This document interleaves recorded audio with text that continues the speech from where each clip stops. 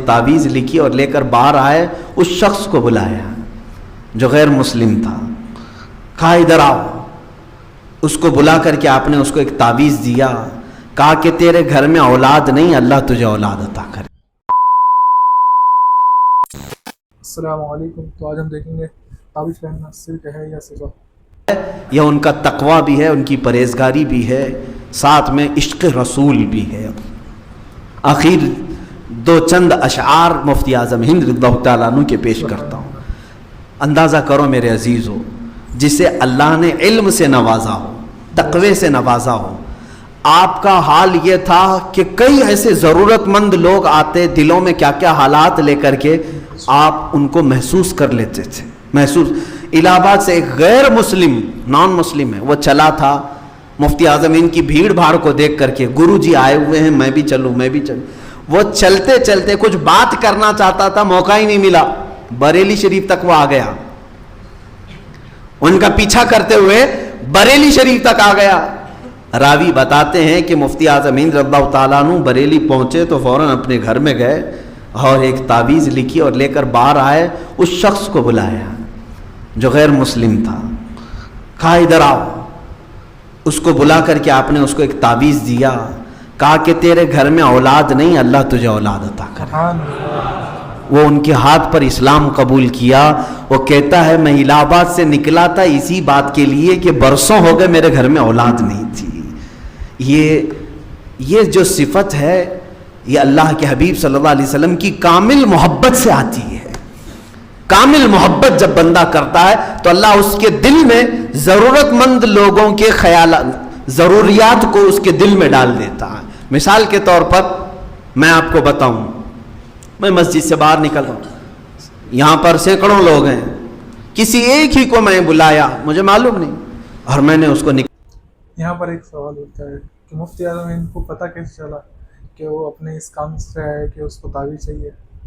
ہے نا سوچنے والی بات۔ تو حضرت اس کے بارے میں بھی بتا رہے کہ حضرت کو پتہ کیسے چلا، مفتی اعظم ہند کو پتہ کیسے چلا کہ وہ جو غیر مسلم ہے وہ کیا کام سے ہے، سنتے اور پتہ کرتے۔ نکال کر کے 100 روپے دیے، کہا لے جاؤ، اللہ تمہاری ضرورتیں پوری کرے۔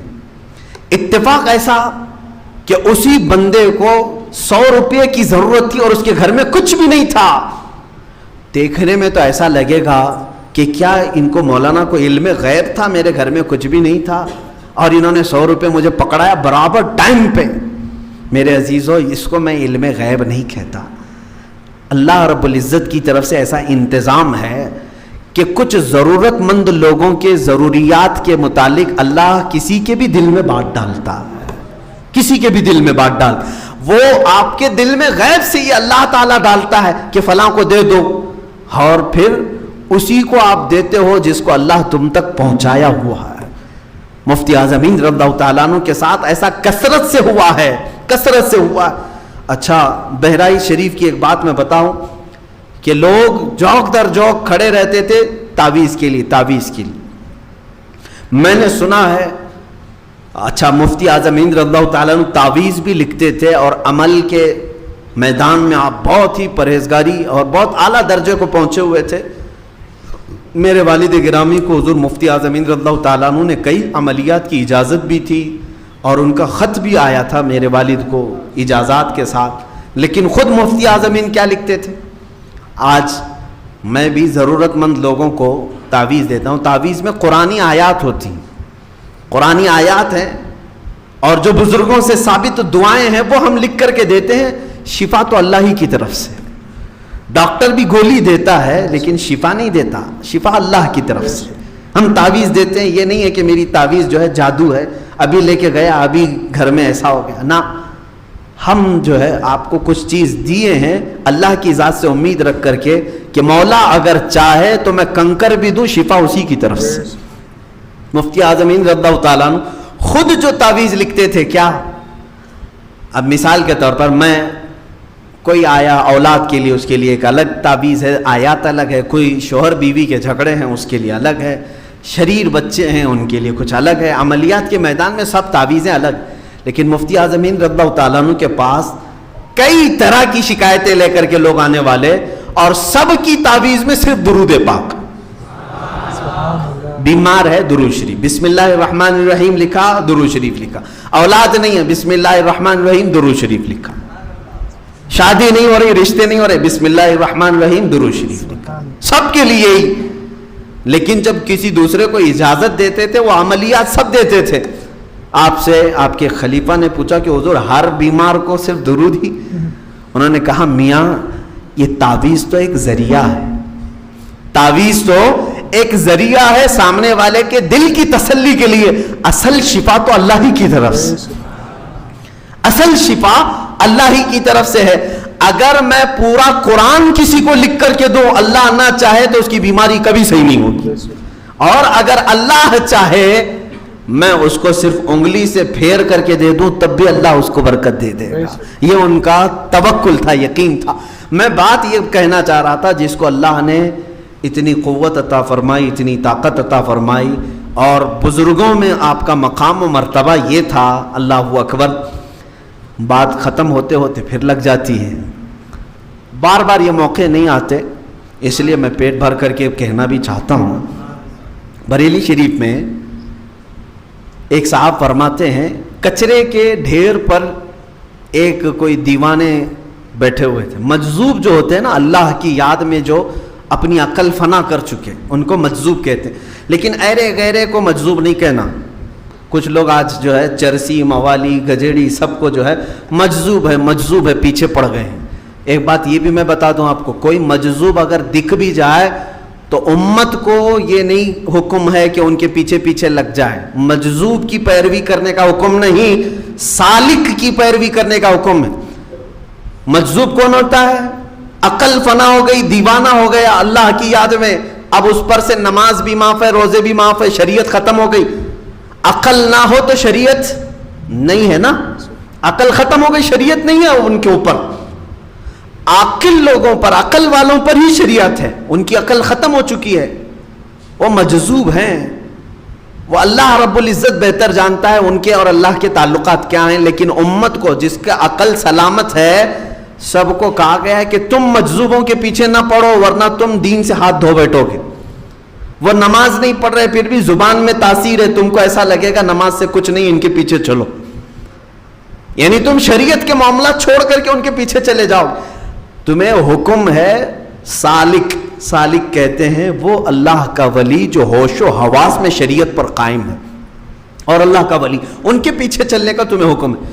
بریلی شریف میں ایک مجذوب تھے، وہ خالی ایک لنگوٹ پہنے ہوئے تھے، یعنی چھوٹی سی تہبند جو ہے، ایک کپڑا، اور باقی پورا بدن ننگا. کچرے کے گوٹ ایک ڈھیر پر بیٹھے رہتے تھے. ایک صاحب وہاں سے گزر رہے تھے، وہ مرید تھے سرکار مفتی اعظم ان کی. اس مجذوب نے بلایا، اے ادھر آؤ. کہاں جا رہا ہے؟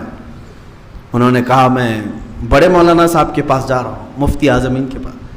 انہوں نے کچرے کے ڈھیر میں کاغذ کا ایک ٹکڑا پڑا تھا، اسے اٹھایا، انگلی میں یوں یوں یوں کیا اور کہا جا تیرے بڑے مولانا کو دے دے. وہ لے کر کیا ہے، دیوانہ مجذوب آدمی کچھ بھی نہیں، انگلی سے یوں گھمایا اور دے دیا. کہتے ہیں میں لے کے آیا، محفل میں بیٹھا مفتی اعظم ہند رضی اللہ تعالیٰ عنہ کے. تھوڑی دیر کے بعد میں نے دل میں سوچا دوں بھی کہ نہیں دوں، کہیں میرا مذاق نہ ہو جائے. کچرے میں بیٹھا ہوا دیوانہ کاغذ پہ انگلی پھرا کے دے دیا. جب سب لوگ چھٹنے لگے تو اس مرید نے کہا حضور فلاں کچرے کی ڈھیر پر وہ جو ایک صاحب بیٹھتے ہیں انہوں نے ایسے ایسے لکھ کر کے آپ کو کچھ دیا ہے. مفتی اعظم نے دیکھا کوڑا کاغذ ہے، کچھ بھی نہیں، آگے پیچھے کچھ نہیں. لیکن اس کو دیکھ کر کے مفتی اعظم مسکرائے. اپنی انگلی سے انہوں نے بھی یوں ہی کہا کہ جاؤ انہیں کو واپس دے دو. وہ ایک طرف سے دیوانے ہیں لیکن یہاں تو پورے ہوش و حواس والے ہیں. انہوں نے بھی وہی کیا. وہ لے کر کے صاحب گئے اور وہ جو کچرے کے ڈھیر پر ابھی تک وہ انتظار کر رہے تھے، جا کر کے یہ چٹھی ان کو دی کہ بڑے مولانا نے آپ کو دی. یہ جیسے دیا انہوں نے اپنی لنگی کھولی، لنگوٹ نکال دیا، پورا بدن برہنا اور نکل کر بھاگنے لگے. ہو گیا میرا مسئلہ، ہو گیا میرا مسئلہ، اس طرح کہتے ہوئے بھاگنے لگے. وہ لنگوٹ بھی وہیں پڑی ہوئی تھی. ان کو سمجھ میں ہی نہیں آیا کیا تھا دونوں کے درمیان. وہ پریشان تھے. اسی لیے کہتے ہیں مجذوبوں کے پیچھے نہ جاؤ، نہیں تو تم پاگل بن جاؤ گے. چند लम्हों के बाद वो फिर वापस मुफ्ती आजम हिंद के पास आए, कहा कि हुजूर आपने क्या घुमाया मालूम नहीं, वो तहबंद खोल के भाग गए, लुंगी खोल कर भाग गए। सरकार मुफ्ती आजम हिंद रज़ियल्लाहु ताला अन्हु ने जवाबन फरमाया, अब वो तुम्हें नहीं मिलेंगे कभी, अब वो तुम्हें कभी नहीं मिलेंगे। वो मजजूब थे और कुतुबियत के मकाम को पहुंचे हुए थे। अल्लाह रब्बुल इज्जत के एक वली है, उन्होंने मुझसे ये सवाल किया था, मुफ्ती साहब अल्लाह की याद में जो बंदा सारी दुनिया छोड़ चुका हो, अल्लाह की याद में जो बंदा सारी दुनिया छोड़ चुका हो, दुनिया की अगर कोई चीज उसके जिस्म पर है तो एक तहबंद है, क्या तुम्हारी शरीयत वो तहबंद भी उतारने की इजाजत देती है? शरीयत इस बात की इजाजत देती है। मुफ्ती आजम हिंद रज़ियल्लाहु ताला अन्हु ने कहा, मैंने जवाब में ये लिखा, जिसने कुल दुनिया छोड़ी हो और जिसकी अकल भी ना हो, उसके लिए न तहबंद की जरूरत है न किसी कपड़े की जरूरत है। मैंने जवाब में ये लिखा, उन्होंने तहबंद खोली और चले गए। ये अहलुल्लाह के दरमियान के मामलात हैं। मेरे अजीजों, शरीयत की यहाँ पर बारीकी समझाने के लिए मुझे फिर और लंबा वक्त चलेगा कि ऐसा कैसा मसला है कि किसी को नंगा होने का हुक्म दिया जाए। ये उन लोगों के लिए है जो जज्ब के आलम में है, वो दुनिया की कोई चीज नहीं पसंद करते।